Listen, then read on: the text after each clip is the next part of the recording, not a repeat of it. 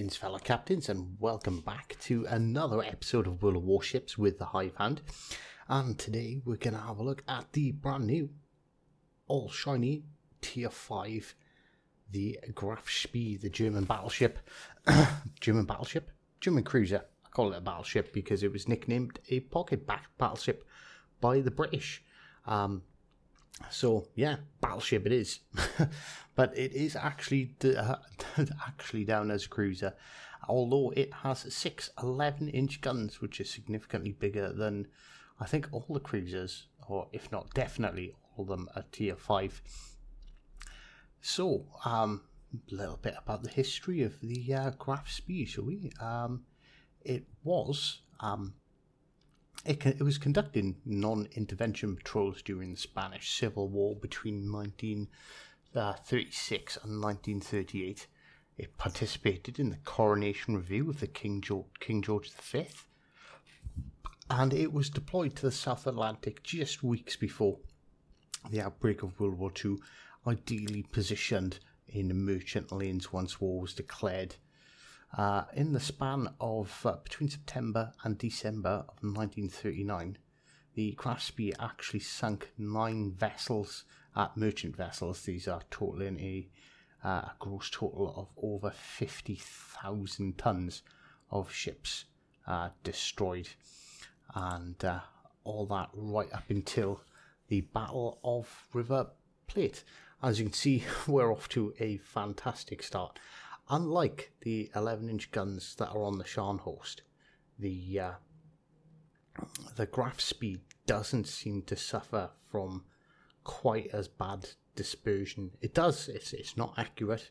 You know, it's not like the New Orleans or the Pensacola, or even the Aoba or Nuremberg. Actually, thinking about it, it's not as accurate as the rest of the ships, but it's not as bad as the guns when they're on the Scharnhorst. So that is one thing to note. You see, alright, I'm not doing crazy damage, but I'm getting hits. So on the morning of the 13th of December 1939, at 5:30, outlooks spotted a pair of masts of a ship off the starboard bow. Lansdorff assumed this to be an escort convoy, that Lansdorff being the captain of the Graf Spee at the time. So he assumed it to be an escort for a convoy mentioned in documents they'd received. However, it was identified as HMS Exeter. She was accompanied by a pair of smaller cruisers, initially thought to be destroyed, but quickly identified as Leander class. Lansdorff decided not to flee the British ships, but orders the ships to battle stations and to close at maximum speed. At 8:06, the British spotted the Admiral Graf Spee. Harwood divided his ships to split the gunfire of the Admiral Graf Spee's 28cm or 11-inch guns. The German ship opened fire with the main batteries on the Exeter and her secondary guns at the Leander class Ajax. At 6:20, the Exeter started to return fire, followed by the Ajax and the Achilles. Over the span of 30 minutes, Graf Spee hit the Exeter 3 times, disabling her 2 forward turrets, destroying her bridge, her aircraft catapult, and starting major fires. Ajax and Achilles moved closer to the Graf Spee to relieve the pressure on the Exeter. Lansdorff thought of the 2 light cruisers were making a torpedo attack and turned away under a smoke screen. The respite allowed the Exeter to withdraw from the action, and only had 1 of the gun turrets working at the time. She suffered deaths of 61 of her crew members, and 23 others were wounded. So at around 7 o'clock, the Exeter returned to the engagement, firing from her stern turret. The Spee fired on her again, scoring more hits and forcing the Exeter to withdraw again. This time with a list to port. At 7:25, the Graf Spee scored hits on the Ajax, disabling her aft turrets. Both sides broke off the action. Admiral Graf Spee retreating into the River Plate estuary, while Hayward's battered cruisers remained outside to observe any possible breakout attempts. In the course of this engagement, the Admiral Graf Spee had been hit approximately 70 times, with a loss of 36 men, and another 60 were wounded, including Lansdorff himself, who was wounded twice by splinters while standing on the open bridge. As a result of the battle, the damage and the casualties, Lansdorff decided to port into Montevideo, where repairs could be effected and the wounded men could be evacuated from the ship. Most of the hits scored by the British cruisers caused only minor structural and superficial damage, but the oil purification plant was required to undergo repair. For the diesel fuel for the engines was destroyed.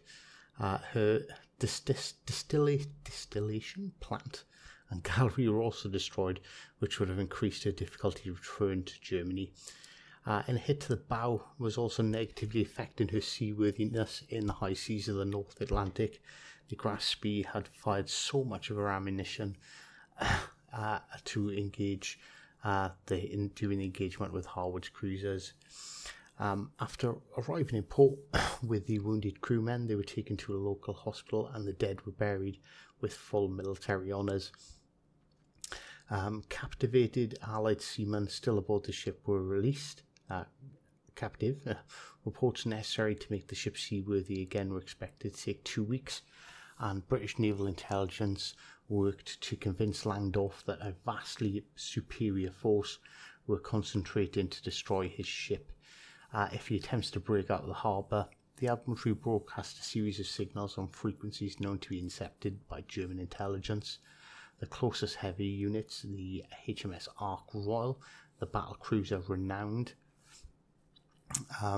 were over 2,500 miles away, far too intervene in the situation, believing the British reports. Lansdorff discussed it with his commanders in Berlin. These were either to break out and seek refuge in Buenos Aires, where the Argentinian government would intern the ship, or to scuttle the ship in the Plate estuary. Lansdorff was unwilling to risk the lives of his crewmen and decided to scuttle the ship.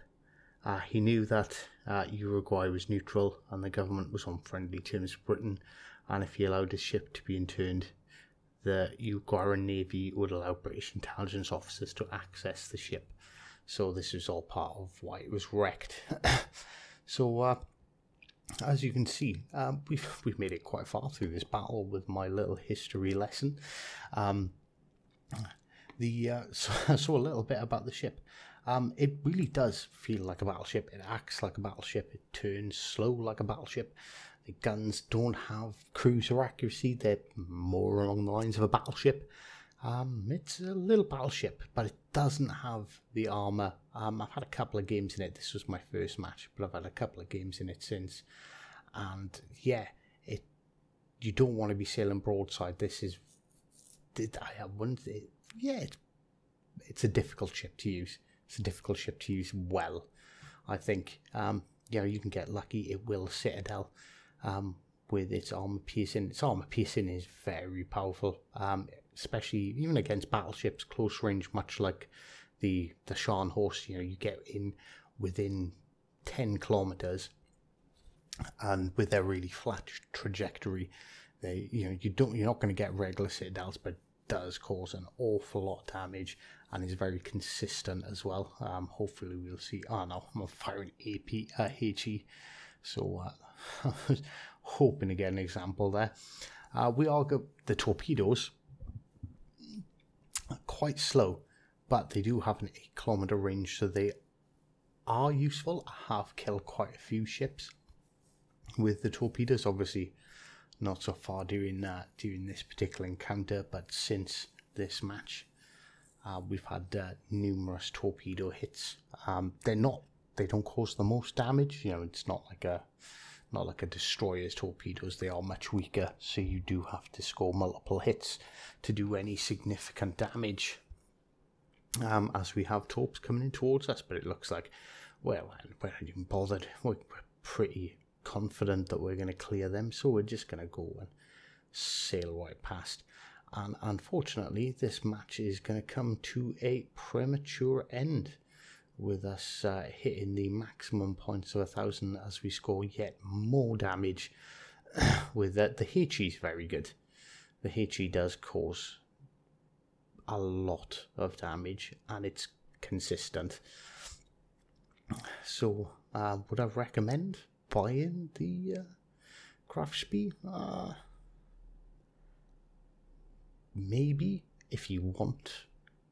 You've got to like the playstyle. This isn't a sneaky turn away quick, dump your torpedoes, fire a full salvo and angle away. That's not going to happen. But it is a very good small battleship. So if you liked what you've seen, obviously hit that like button, drop a subscribe, and until next time, take care.